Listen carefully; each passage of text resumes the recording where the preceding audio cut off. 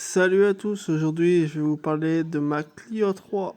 Donc du coup, le Clio 3, moi c'était le modèle initial, donc c'était vraiment le modèle le plus haut de gamme, siège en cuir, etc.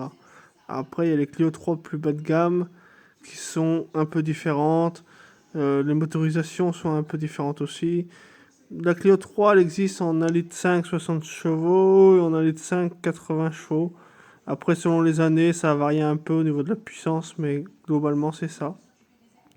Du coup, moi, c'était la 110 chevaux en 1,5 DCI, donc c'est le moteur le plus fiable de la gamme. Après, il y a les moteurs essence, mais je ne les connais pas, donc je préfère pas en parler. Le problème des Clio sont au niveau des lecteurs de cartes. C'est vraiment le truc qui pose problème quand ça tombe en panne, et ça coûte 1 500 euros. Après, il y a aussi les vannes EGR, comme tous les diesels, et les injecteurs. Mais moi, la mienne était vraiment nickel, aucun souci. Du coup, la mienne avait les phares directionnels, les feux xénon. Donc, c'était le pack initial à l'intérieur, donc complètement siège en cuir. Il y avait la clim Bizone avec la clim automatique, les jantes alu en 16, alors que les autres elles sont en 15.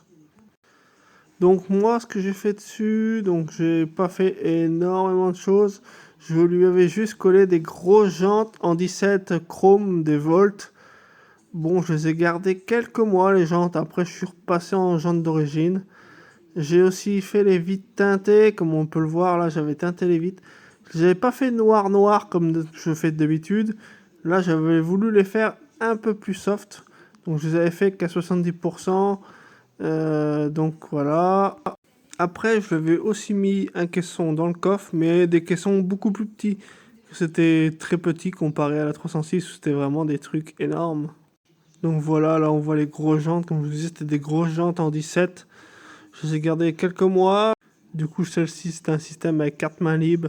Les modèles plus bas de gamme sont à clé. Si vous hésitez à acheter des Clio 3, vous pouvez les acheter. Il n'y a pas de gros soucis. Et disons qu'il faut l'acheter. Si elle tourne bien, c'est bon. Si vous voyez que vous l'achetez et qu'elle déconne, faut pas s'embêter parce que ça peut éviter des problèmes moteurs assez importants.